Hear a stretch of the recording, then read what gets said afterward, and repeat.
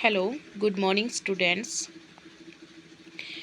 जैसा कि आपको पता है बारिश ज़्यादा हो जाने की वजह से हमारे कॉलेज में पानी बहुत भर गया है, जिसकी वजह से आपकी क्लासेस कॉलेज में हो पाना पॉसिबल नहीं है। तो इसलिए आज से कॉलेज ने डिसाइड किया है कि आपकी ऑनलाइन क्लासेस स्टार्ट की जाएंगी। ये आपका ऑनलाइन क्लासेस का फर्स्ट लेक्चर है। अपने पेपर में जैसे मेरा पेपर है मॉडर्न राइटर्स हैं, इसमें 4 यूनिट आपकी दी गई हैं। फर्स्ट यूनिट में आपका क्या आता है, waste land written by T S. Eliot, है ना।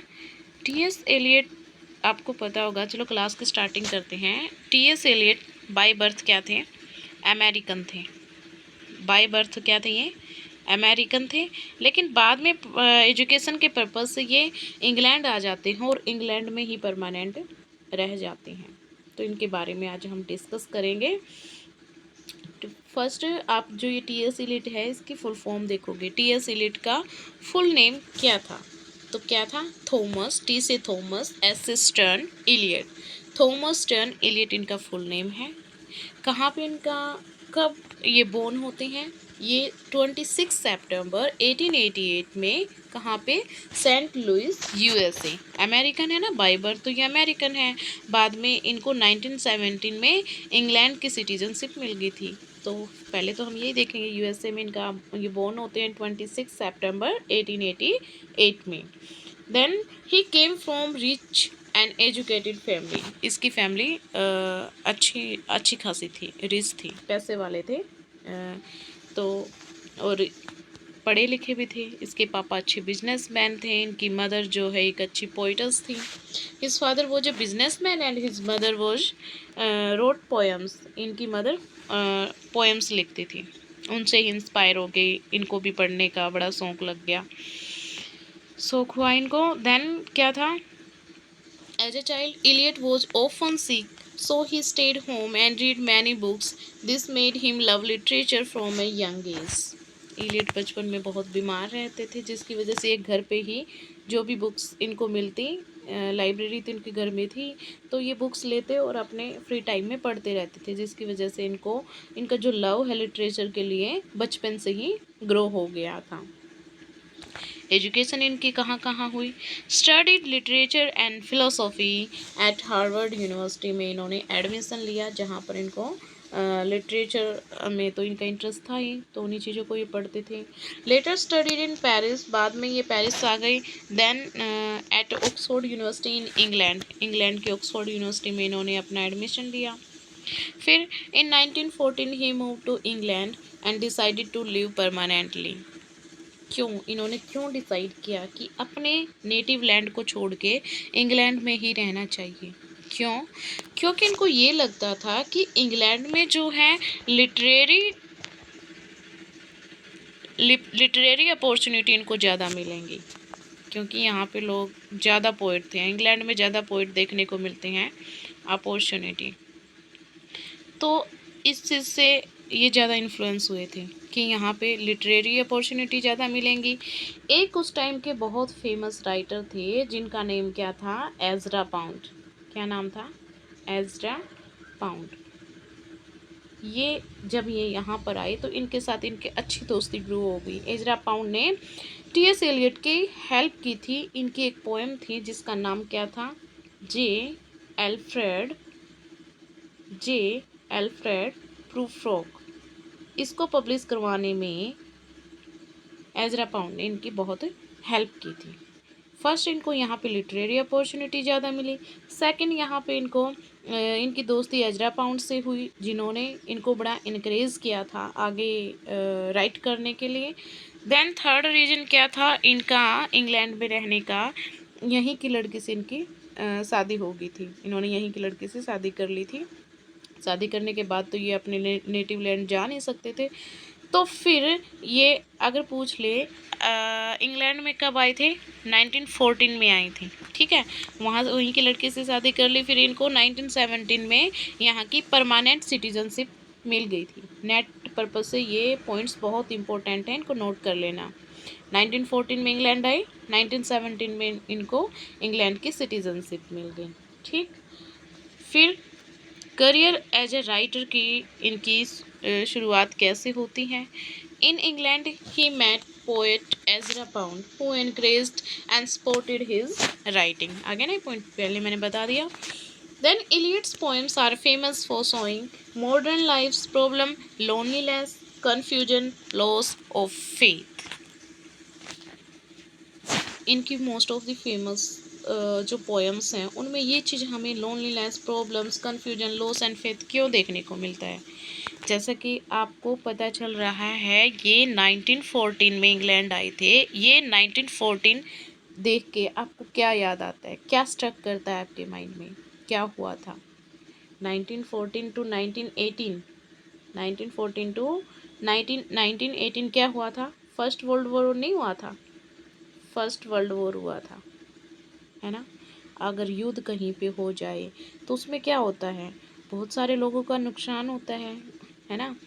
पूरा मतलब देश एक तरीके से पूरा डिस्ट्रॉय हो जाता है। युद्ध कोई छोटी मोटी चीज़ तो है नहीं भी जिससे कोई इफेक्ट नहीं होगा, उससे तो पूरा पूरा वर्ल्ड अफेक्ट होता है। तो ये वर्ल्ड वॉर फर्स्ट जो है एक बड़े लेवल पे हुआ था जिसमें बहुत ह्यूमन बीइंग का हमारे नेटिव लैंड का बहुत डिस्ट्रक्शन हुआ था, जिसकी वजह से उस टाइम पे लोगों के मन में एक डर बैठा हुआ था कि कैसे हम दोबारा से स्टार्टिंग करेंगे। अगर युद्ध कहीं पर होता है, वॉर कहीं पे होता है तो उससे क्या होता है गाइस, हम बहुत साल सैकड़ों साल पीछे चले जाते हैं। जितना भी हमारा विकास हुआ है, जितनी भी डेवलपमेंट हुई है, वो सब खत्म हो जाता है। हमें दोबारा से नई शुरुआत करनी पड़ती है, न्यू बिगनिंग करनी पड़ती है ना। तो लोगों के मन में था, पैसे भी नहीं थे अब उनके पास, चीज़ें इतनी महंगी हो जाती हैं। तो इससे क्या हुआ, इन वर्ल्ड वॉर फर्स्ट के बाद जो लोगों की है मोरल वैल्यूज़ एकदम से, मोरल वैल्यूज़ का बिल्कुल ख़त्म हो चुकी थी। कोई किसी के बारे में नहीं सोचता था। उनके मोरल वैल्यूज़ इतनी गिर चुकी थी कि पैसे कमाने के लिए वो सेक्स वाली चीज़ों में ज़्यादा घुस गए, है ना? पैसे के लिए कुछ भी कर सकते हैं, अपनी शरीर से उनको कुछ नहीं लेना। वो बस एक तरीके से जो मोरल वैल्यूज़ हैं लोगों की बहुत गिर चुकी थी। ये चीज़ें हमें ज़्यादा देखने को मिलती हैं। जो टीएस एलियट है लोगों को बताएंगे कि हमें न्यू बिगनिंग कैसे करनी चाहिए। लास्ट में वो बताते हैं कि भगवान में भरोसा रखो, अगर उन्होंने डिस्ट्रॉय किया है तो इस चीज़ का दोबारा से न्यू बिगनिंग भी वही करेंगे। तो ये वो लास्ट में सलाह देते हैं लोगों को। जब हम इनकी ये जो पांचों पार्ट हैं वेस्टलैंड के वो पढ़ेंगे तब देखते हैं उन चीज़ों को। अब उनको देखेंगे उनके फेमस वर्क्स कौन कौन से थे। फर्स्ट था the love song of J Alfred Prufrock. ये सीक्वेंस में दी गई है इनकी पब्लिशिंग डेट। जैसे सबसे पहले उनकी पोएम आई the love song of J Alfred Prufrock, कब आई? 1915 में। His important poem about a man full of doubts and fears. देखो फर्स्ट ही पोएम में क्या देखने को मिला, जो उस टाइम पे लोग हैं वो बिल्कुल डर से भरे हुए थे। डर से क्यों भरे हुए थे भाई? युद्ध में जो है हर एक घर से, है ना, हर एक घर से, क्योंकि सोल्जर्स हमारे जो होते हैं वो अकेले तो उस युद्ध को उनकी वो कम होते हैं संख्या में, तो इसलिए हर घर से लोगों को भेजा गया था युद्धों में युद्ध करने के लिए। तो लगभग हर घर से, चाहे उनका लड़का है, चाहे उनके हस्बैंड हैं, चाहे उनके दादा हैं, कोई भी हैं, सारे मोस्टली मर ही गए थे, है ना, युद्धों में मर गए थे। तो लोग बिल्कुल डरे हुए थे कि कैसे न्यू बिगनिंग करी जाए। ये सारे जो थीम है उनके वर्क्स में हमें देखने को मिलते हैं। नेक्स्ट उनकी पोएम आई द वेस्ट लैंड, जो हमारे सिलेबस में दी गई है। ये कब पब्लिश होती है? 1922 में। His most famous poem it shows the sadness broken spirit people after world war first. देखो पहली ये जो love song of J Alfred Prufrock है, ये पब्लिश करवाने में किन्होंने इनकी हेल्प की थी? पहले बताया था ना मैंने किन्होंने की थी, एजरा पाउंड ने। एजरा पाउंड ने की थी ना, ये इनके बहुत अच्छे दोस्त थे। इसमें भी यही सेम थीम आपको देखने को मिला। फिर थर्ड पोएम आती है द होलो मैन। क्या?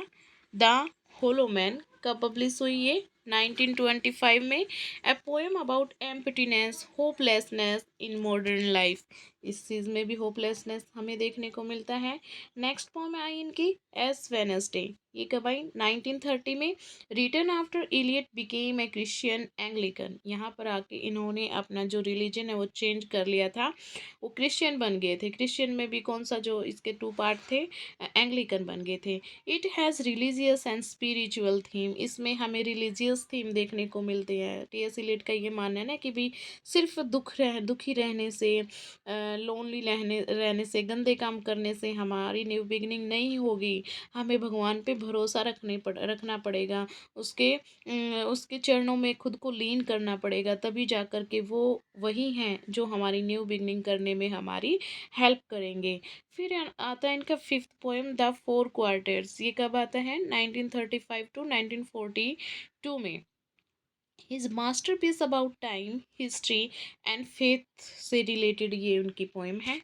फिर ही ऑल्सो रोट, उन्होंने पोएम्स के साथ कई प्लेज भी लिखे हैं, है ना।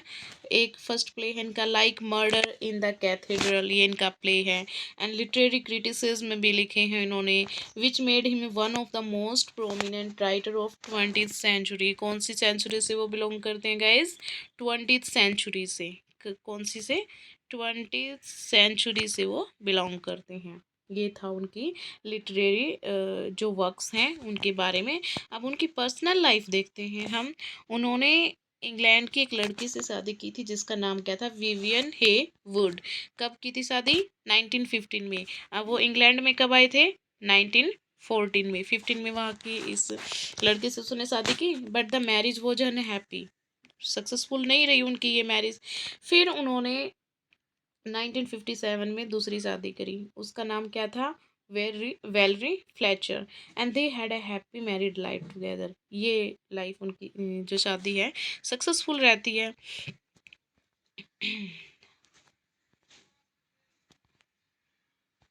एक मिनट। अचीवमेंट्स क्या है उनकी? वर्क्स एज एन एडिटर, बताया था ना मैंने फर्स्ट जब स्टार्टिंग करी तभी बताया था। वो फेबर एंड फेबर के, फेबर एंड फेबर क्या है? एक पब्लिशिंग हाउस था, उसके एडिटर बने थे। ये फेबर एंड फेबर एक बहुत मोस्ट पॉपुलर उस टाइम की पब्लिशिंग हाउस था। उसका मेंबर बनना इतना इजी नहीं था, तो टी.एस. इलियट इसके मेंबर बने थे। हेल्पिंग मैनी यंग राइटर्स, इसके मेंबर बनने के बाद उनके बाद जो नई राइटर आते गए उनकी बहुत हेल्प की थी टी.एस. इलियट ने आगे बढ़ने के लिए।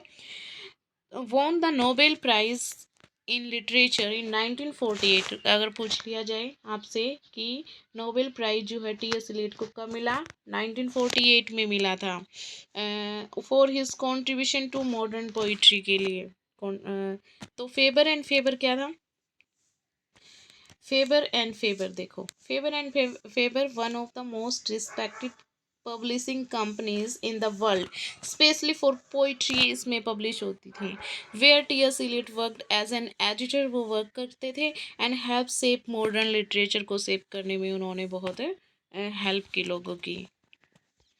अचीवमेंट्स, डेथ कब होती है उनकी?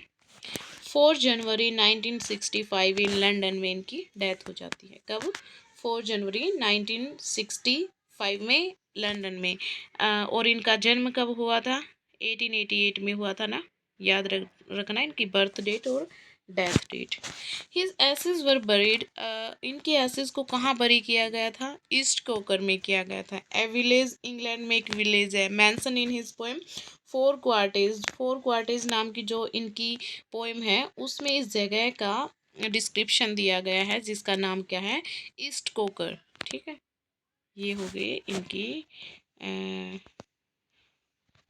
In short. T.S. Eliot was a modern poet who saw the struggles of modern life in modern writer है फर्स्ट, तो ये who sought the struggles of modern life first world war के बाद जो मॉडर्न एज तो थी वो कैसे फ्लो किया उसने आगे जाके, कैसे क्या क्या थिंकिंग थी लोगों की, उन सारी चीज़ों को इन्होंने डिस्क्राइब किया है। एंड रिलीजन के बारे में लिखा है। And became one of the greatest poets of 20th century की ये ग्रेट पोइट बन गए थे अपने इन वर्क्स की वजह से। World war first and the waste land का क्या मतलब पॉलिटिकल क्या इफेक्ट है इसके ऊपर। After world war first 1914 to 1918 में जो ये वर्ल्ड वॉर हुआ था यूरोप में, वो full of distraction, loss, hopelessness से बिल्कुल पूरा वर्ल्ड भर गया था, टूट चुके थे लोग बिल्कुल। Eliot captures this feeling in wasteland. यही जो लोगों की फीलिंग है, रियल सिचुएशन को ही उन्होंने अपने वर्क्स में डाला है ना, तो इन रियल फीलिंग्स को ही वेस्टलैंड में टी.एस. एलियट ने डाला है। The poem reflects A broken society को दिखाता है ये वेस्टलैंड जो है, विद नो यूनिटी। लोगों में कोई यूनिटी थी नहीं थी, ना भगवान में कोई भरोसा उनका रहा था, ना उनको कोई क्लियर डायरेक्शन मिल रही थी। इतना तहस नहस हो चुका है, अब उनको नहीं पता था कि आपको कैसे आगे बढ़ना है, क्या किया जाए ताकि दोबारा से उसी सिचुएशन के ऊपर, जिस सिचुएशन पे उनका विनाश हुआ था, उस पे कैसे वापस जाया जाए। लोगों के दिमाग बिल्कुल ख़राब हो गया था। ठीक है, इसको रिफ्लेक्ट करता है इनका ये जो वेस्टलैंड है। So the Wars political and social impact सेप्ड his vision a decade modern world को इन्होंने अपने वेस्टलैंड में दिखाया है। Between the Wars fear and instability हमें देखने को मिलती है ना, स्टेबल नहीं रहे पीपल बिल्कुल भी। 1920s to 1930 were politically unstable. कोई भी है, चाहिए चलो उन उस टाइम पे उन लोगों की ये जो भय है, ये फियर है, ये डिस्ट्रैक्शन की जो ये सिचुएशन थी, ये लाजमी है गाइज। एकदम से अगर हमारे ऊपर भी इस तरह के तरीके का कोई किसी भी कोई भी चीज़ लगा लो, अगर हम टूट जाते हैं तो दोबारा से खुद को संभालना एकदम से बड़ा मुश्किल होता है। धीरे धीरे ही लोगों में के बीच में ये फीलिंग आती है कि भाई समझ आता है कि कैसे आगे बढ़ना चाहिए, है ना। तो धीरे धीरे ये चीज़ें आगे ग्रो करेंगे ना, एकदम से कोई भी इतना महान नहीं होता कि टूटने के बाद दोबारा से अपनी उसी सिचुएशन पे आ जाए। पॉलिटिकली अनस्टेबल हो गया था पूरा, राइज ऑफ फासिज्म राइज हो रहा था, इकोनॉमिक डिप्रेशन था, सब कुछ ख़त्म हो चुका था, पैसा लोगों के पास नहीं बचा था, लोग बिल्कुल डर डर से भरे हुए थे।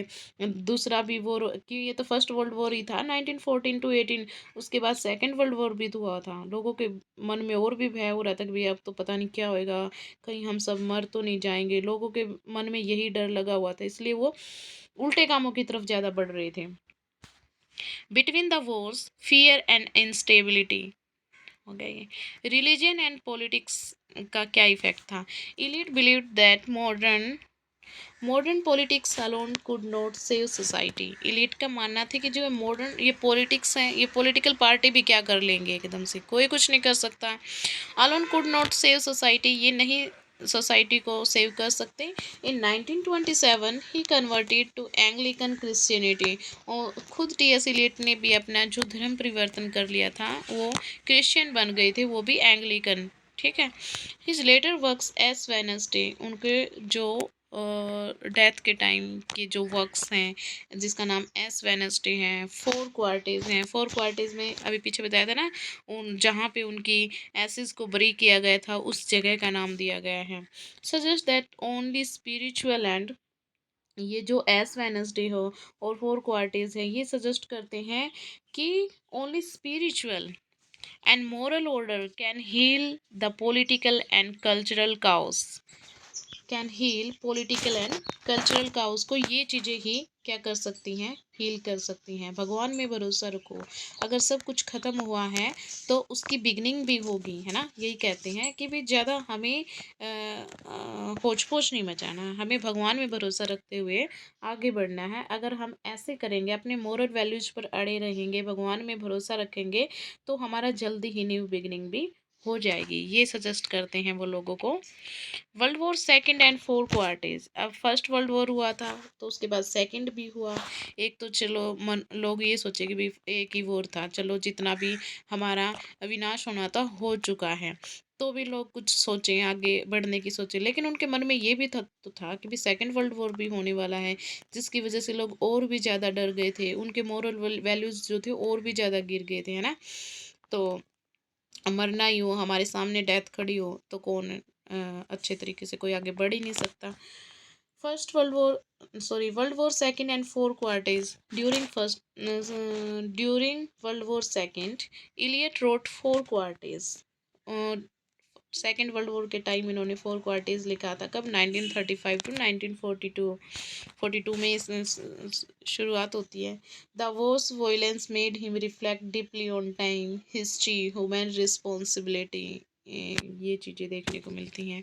The emphasise the need for faith, वो लोगों को एम्फोसाइज करते हैं क्या कि तुम्हें फेथ, अपना भरोसा रखना है, ट्रेडिशन पे रहना है, यूनिटी में रहना है। देन पॉलिटिकल पावर अलोन, इन सब चीज़ों के बारे में वो बताते हैं। प्लेज एंड पॉलिटिकल थीम्स उनके क्या क्या हैं। In in place like Murder in the Cathedral, उनका एक प्लेन है ना, पीछे बताया था, मर्डर इन कैथेड्रल, जो 1935 में आया था। Eliot solve the conflict between church and state, church and state के बीच में क्या कन्फ्लिक्ट चल गया था उस टाइम पे, उन उन चीज़ों को बताते हैं। And how political and and यही से ना, how political power often clashes with spiritual authority, political का और जो एक पॉलिटिकल पावर और क्लैश हो गया था स्पिरिचुअल अथॉरिटी के बीच में, है ना। उस टाइम पे जो लोग, दो धर्म के दो बंटवारे हो चुके थे, कोई प्रोटेस्टेंट में जा रहा था, कोई कैथोलिक में जा रहा था, तो ये चीज़ें, ये क्लैश भी हो गया था। His place often question whether politics can ever provide real meaning without religion. His play जो है क्वेश्चन करते हैं कि क्या ये जो पॉलिटिकल पार्टीज़ हैं, पॉलिटिक्स है, can ever provide real meaning, ये दे सकती हैं विदाउट रिलीजन के। क्या पॉलिटिकल पार्टी हमें आगे की तरफ मतलब ग्रो कर सकती हैं? धर्म की वजह से ही लोग डरते हैं और किसी से नहीं डरते। धर्म जब तक रहेगा लोग डरे रहेंगे, बुरे काम करने से डरेंगे, है ना। तो ये कहते हैं कि बिना धर्म के ये पॉलिटिकल पार्टी जो है लोगों में मोरल वैल्यूज़ को रखते हुए क्या इनका डेवलपमेंट कर सकती हैं, ये क्वेश्चन करते हैं अपने इस वर्क में। In short, world war first gave him themes of destruction, first world war में उनको थीम मिला डिस्ट्रक्शन का, डिस्पेयर का, जो उन्होंने डाला है अपने वर्क द वेस्टलैंड में। Between the wars solve political weakness आ गई थी, emptiness, hollow man, the hollow man में लोग बिल्कुल खाली हो चुके थे, उनके अंदर कुछ भी नहीं था, कोई मॉरल वैल्यूज़ नहीं थी, कोई मतलब उनके कर्म भी अच्छे नहीं थे, सिर्फ गलत कामों की तरफ ही वो अपने आप को धकेल रहे थे। उस टाइम पे रेडियो आ गए, टेलीविज़न आ गए, मैगजीन्स भी बहुत सारी आ गई थी, जिसमें जो लोग हैं, सेक्स मैगजीन ज़्यादा आ गई थी, जिसको देख के क्या पता चलता है, सिर्फ लोगों का जो एक झुकाव है, इंक्लिनेशन है, वो किसकी तरफ था? ओनली फॉर सेक्स था, बुरे कर्मों की तरफ था, अच्छे कर्म कोई भी नहीं करता था। तो world war second inspired deeper reflections on faith and tradition, 4 quarters में देखने को मिलता है ये रिफ्लेक्शन हमें। Eliot believe politics alone can not guide society, Eliot का यही बिलीव है कि ये पॉलिटिकल पार्टी के लोग कितने भी अच्छे हों, ये लोगों को एक सही डायरेक्शन नहीं दे सकते। सही डायरेक्शन कौन देंगे? उनके अपने गॉड, भगवान में भरोसा अगर वो रखेंगे, अगर लाइफ में आगे उनको बढ़ना है तो भगवान में भरोसा उनको रखना पड़ेगा। Can not guide society, we need spiritual and cultural renewal की हमें बहुत ज़्यादा नीड है। यही टी.एस. इलियट का पॉइंट ऑफ व्यू था। तो ये थी टी.एस. इलियट की बायोग्राफी। तो कल के लेक्चर में हम पढ़ेंगे द वेस्टलैंड। द वेस्टलैंड के 5 पार्ट थे, 5 पोएम्स है इसमें। उन पोएम्स के बारे में फर्स्ट पोएम को हम कल पढ़ेंगे। ठीक है गाइज, इसको इसके नोट्स बना लेना इनकी बायोग्राफी के। ये कोई पेपर में कोई भी क्वेश्चन करते हो तो पहले राइटर के बारे में आपको डालना पड़ता है कि कौन सी एज से बिलोंग करते हैं वो, है ना, उनकी क्या थिंकिंग है, कौन कौन से उनके इम्पोर्टेंट वर्क्स हैं, उनके वर्क्स में हमें क्या थीम देखने को मिलती है। अगर ऐसे लिखते हुए जब आप आगे बढ़ते हैं तो आपको अच्छे मार्क्स गेन करने में ये चीज़ें हेल्प करेंगी। तो thank you for today's class. Cut.